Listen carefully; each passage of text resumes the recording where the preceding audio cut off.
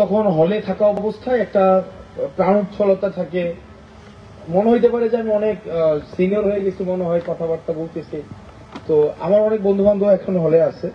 তো হলে থাকা অবস্থায় এই অসুস্থতা বা আমাদের যেই একটা স্বাস্থ্যে একটা প্রভাব পড়ে, নেতিবাচক একটা প্রভাব পড়ে, সেটা আসলে তেমন একটা বোঝা যায় না, কিন্তু হল থেকে বের হওয়ার পরে বোঝা যায় যে আসলে আমাদের ইউনিভার্সিটির ইনফ্রাস্ট্রাকচার আমাদের স্বাস্থ্যের কি অপূরণীয় ক্ষতি করে দেয়। পরবর্তীতে দেখা যায় সবসময় চিকিৎসার উপরে আমাদের থাকতে হয়। তো সেই জায়গাতে দাঁড়িয়ে আবার আমরা এই হলপাড়াতে বা পুরো ইউনিভার্সিটিতে একটা ফার্মেসিও নাই, এখনো পর্যন্ত কিন্তু নাই। এটা 104 বছর। তো দেখা যায় কি আমাদের কোন একটা রাত 2টা বাজে 3টা বাজে আমাদের ওই ঢাকা মেডিকেলে যাইতে হয়।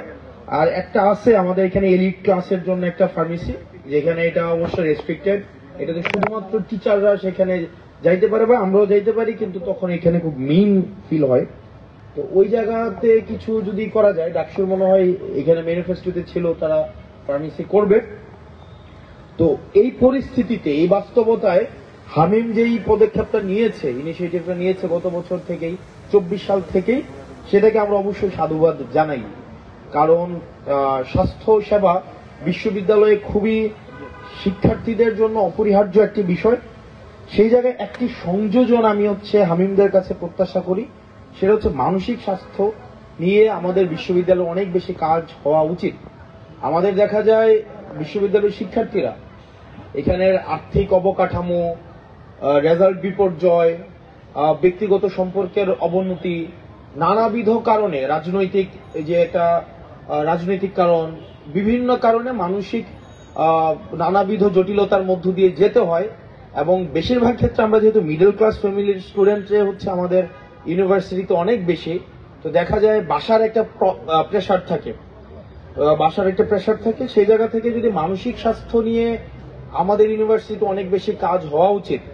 আমাদের তরুণ ভাইয়ের কথা মনে আছে কিনা আমি জানি না, হামিমের বিজনেস ফ্যাকাল্টির তরুণ ভাই, উনি হাজারীবাগে মসজিদ থেকে পড়ে গিয়ে মারা গিয়েছিলেন, আত্মহত্যা দিয়েছিলেন উনি।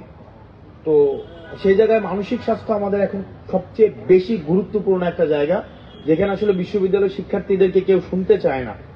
তাদেরকে মনে করা হয় তারা খুব রেসপন্সিবল মানুষ, তারা বাংলাদেশের সবচেয়ে রেসপন্সিবিলিটি নিয়ে তারা আচরণ করবে এবং তাদেরই সব দায়িত্ব। তো সেই জায়গা থেকে যদি মানসিক স্বাস্থ্য নিয়ে কাজ করার সুযোগ থাকে, বিশ্ববিদ্যালয়ের শিক্ষার্থীদের জন্য এটা একটা অনেক বড় উপশমের কারণ হবে। হামিম বা আমরা একই প্রজন্মের, আমাদের এই ইতিবাচক কাজগুলো অব্যাহত থাকুক এবং একই সাথে সাথে আপনাদের সমালোচনা, আপনাদের এপ্রিসিয়েশন, আপনাদের দুইটাই অব্যাহত থাকুক, যাতে করে আমরা এখন থেকেই এই জবাবদিহিতার সংস্কৃতিতে বড় হই। আমাদের মানসিক স্বাস্থ্য, আমাদের শারীরিক যে সমৃদ্ধি, একই সাথে সাথে এটার মধ্য দিয়েই আমাদের জাতীয় যে স্বাস্থ্য বা জাতীয় সমৃদ্ধির দিকেই কিন্তু আমরা ধাবিত হব।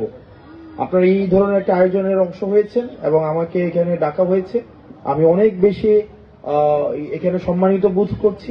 আপনারা ভালো থাকবেন, সুস্থ থাকবেন। এই ধরনের ইতিবাচক কাজে হামিম এবং হামিমের মতো আরো যারা যারা ক্যাম্পাসে আছে, যে কোনো ইতিবাচক কাজে আমরা সহযোগী হতে চাই। আপনারা ভালো থাকবেন, সুস্থ থাকবেন। আসসালামু আলাইকুম ওয়া রাহমাতুল্লাহি ওয়া বারাকাতুহু।